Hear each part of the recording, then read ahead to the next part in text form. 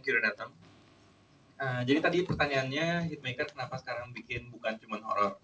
Kita fokusnya itu di genre productions. Jadi bukan cuma drama, bukan cuma something else, tapi genre. Genre itu semacam masuknya ke horror, thriller, atau action. Di sini masuknya ke action romance. Kita bisa bilang 40% action dan 60% romance. Walaupun romance-nya itu lumayan kental, tapi karena 40% action, itu masuknya jadi ke genre production. Genre production itu artinya ada spesifik genre yang memang Hitmaker punya fans udah ada untuk menonton film itu, tapi karena kita mau membesarkan kita punya perusahaan, jadi masuknya bukan cuma di horror. In the future juga bakal ada genre-genre lain seperti thrillers, action yang mungkin lebih, tapi mungkin nggak 100% drama atau 100% yang movies yang yang heavy, lebih masuknya ke penonton anak muda. Tapi cerita seperti ini, seperti juga film-film horor yang sebelumnya, kita nggak aiming cuma buat anak muda. It's something yang bisa di-enjoy dengan family.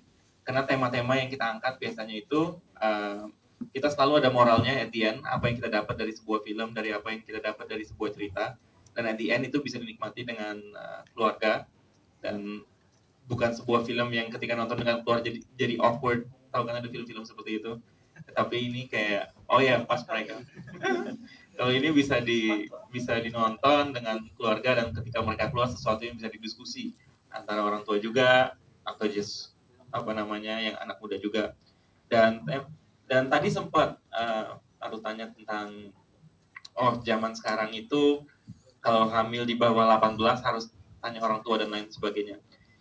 Ini udah dimasukkan ke dalam ceritanya juga. Kita udah update, ini bukan something yang zaman dulu, tapi kita udah ada dialog di film ini bahwa pasal sekarang itu adalah nikah itu harus di atas 19 tahun. Kecuali ada alasannya. Kecuali dikasih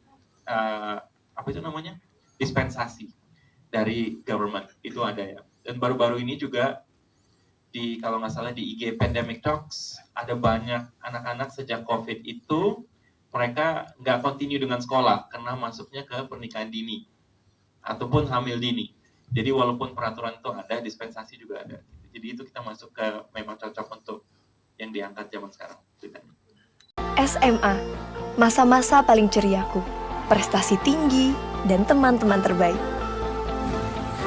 Sampai aku ketemu dia, Argantara.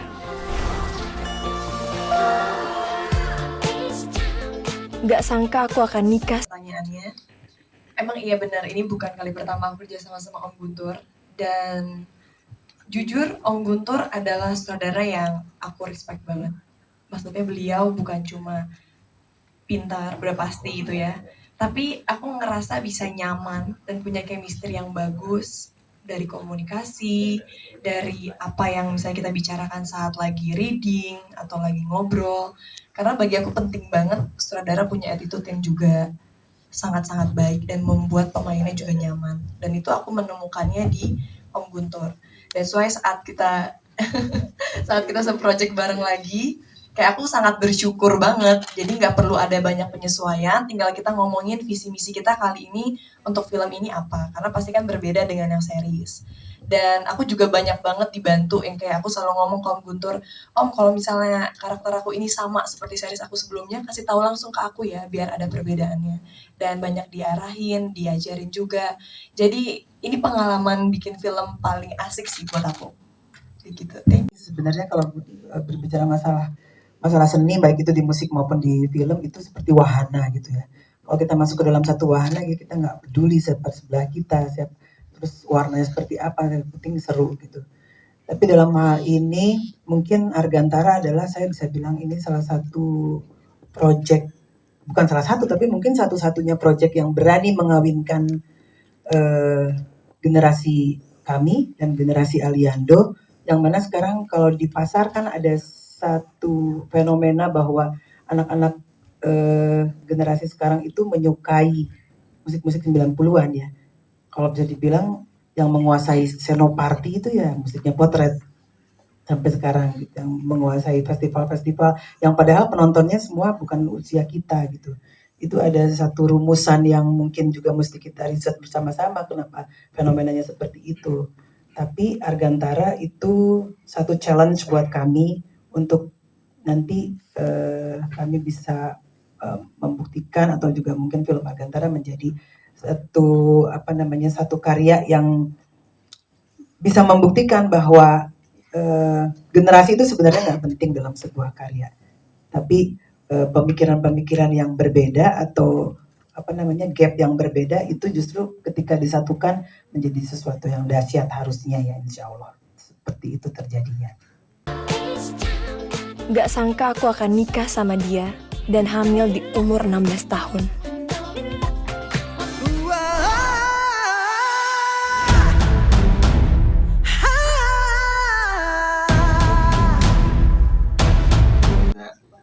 Menerima judul film Argantara ini nggak langsung main oke nih gitu loh, jadi kayak nggak baca dulu gitu sinopsis dan lain-lainnya. Jadi pas ketika ngebaca sinopsisnya seru karena berbeda dengan film-film lainnya, apalagi juga ada hal yang ingin saya sampaikan juga. Jadi banyak film-film anak geng motor gitu yang udah banyak kita lihat, tapi kayaknya ada yang satu hal yang nggak lengkap gitu loh. Jadi mungkin di sini ada yang gue lengkapi di Argantara. Dan karakter Argantara juga sangat punya ciri khas tersendiri untuk kita tuh bisa ingat gitu. Apa itu namanya? Ya gitu. Jadi apalagi bagaimana dia membawakan ceritanya si Arga ini dengan kisah-kisah yang cukup ya teman-teman bisa ambil yang tadi Pak Rocky bilang, ada yang kita bisa ambil di dalam sebuah film. Jadi film Argantara ini menurut saya, Aliandi Syarif, saya pun tertarik untuk memainkannya juga. Ini sangat bisa ditonton oleh semua umur gitu pastinya. Gitu. Jakarta masih macet. Oke, pertanyaannya kalau masih muda pasti Rul, karena film ini berjiwa muda ya kan. Lo kan udah tua tapi tetap muda kan tampilan, sama dengan Argantara Rul. Jadi film ini bisa merepresentasikan orang yang dulu sekarang juga tetap berjiwa muda Rul. Semangatnya muda terus, makanya soundtracknya juga muda banget. Potret lagi kan, potret ya masalah ya Pak Rocky ya. Di sini udah lama nggak muncul kan. Jadi benar-benar menurut saya sih ini petualangan buat saya juga seru, menyenangkan ya kan. Saya juga tadi kalau ditanya umur berapa, kayak seangkatan kita ya, generasi 90-an lah. Nah tapi film ini insya Allah sih bisa dinikmati semuanya Rul. Generasi sekarang Z atau tadi kamu bilang Alpha atau generasi sekarang sih bisa lah kita ngelihat. Karena menurut saya tema ini nggak akan lekang oleh waktu sih. Gitu Rul. Oke, Thank you Mas. Sama-sama Rul.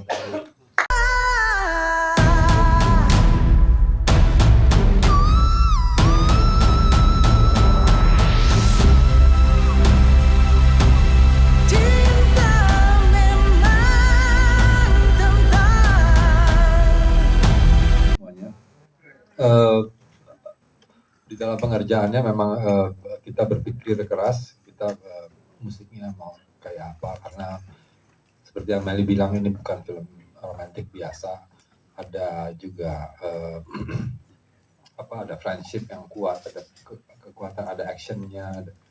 Nah itu digambarkannya harus seperti apa. Nah itu yang kemudian saya Aksan dan Mary dan Nikita berdiskusi untuk kemudian membuat musiknya seperti apa.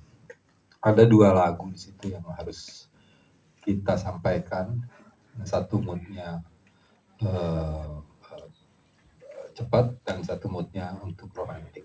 Nah itu yang kemudian akhirnya jadilah 2 lagu ini. Warahmatullahi wabarakatuh. Terima kasih teman-teman media sudah hadir.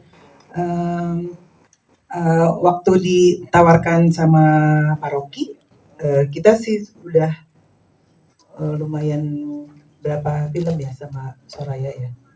Ya dari Eiffel Amin Love. Jadi bekerja sama dengan Soraya dan sekarang Hitmaker udah biasa dan nyaman gitu. Jadi dalam pembuatan sebuah karya juga yang penting adalah kenyamanan. Ya pas ditawarin terus tahu ceritanya seperti apa, kita sangat excited, kita Potret excited banget karena film romantis udah biasa ya menurut saya, tapi ini beda dari yang biasa-biasa kita buat film romantis karena nggak cuman mengetengahkan sisi percintaannya saja gitu, tapi ada hal-hal lain yang juga terjadi di usia-usia mereka yang nggak terlalu banyak, bahkan jarang banget dihadirkan ke dalam sebuah film. Jadi seneng banget bisa terlihat. Yang penting jangan ada kata goodbye. Nomor dari Potret mulai besok bisa kamu dengarkan di online streaming musik. Ada apa sih Potret untuk kali ini? Kemudian mememorize gitu lah, kenangan lama. Jadi menjawab aliansi jurnalis video. Gimana Mas Anta? Ini kan cerita tentang 23 tahun yang lalu ya? Iya. Lebih ya? Iya 23 tahun toh. Iya kan? Ada apa sih? Apakah dari komposisinya kah? Atau mungkin dari pilihan genrenya kah? Atau justru liriknya yang berubah? Gimana Teh Meli? Kalau itu kemarin juga sempat bertanya-tanya sih kenapa dari pihak filmnya memilih Potret. Tapi pas baca skripnya, terus lihat potongan-potongan gambarnya juga memang kayaknya nggak ada yang cocok selain Potret. Jadi ada kecocokan dengan Potret. Jadi lebih dari persahabatan ya Teh kali ini? Tidak hanya cinta-cintaan? Iya, ini banyak plotnya ya. Ada nggak cuma sekedar romantis. Ada friendship, kekuatan friendship. Seperti apa sih kalau misalnya mencontohkan seorang Antoho dengan Wong Aksan? Ya kayak gue sama Aksan. Bagaimana Mas? Kekuatan pertemanan. Lebih duluan mengenal Meli atau suaminya? Anto ya? Tadinya mau kawinnya Maksan, cuman yang naksir Anto jadi sama Anto. Nanti bermasalah lagi ke tema.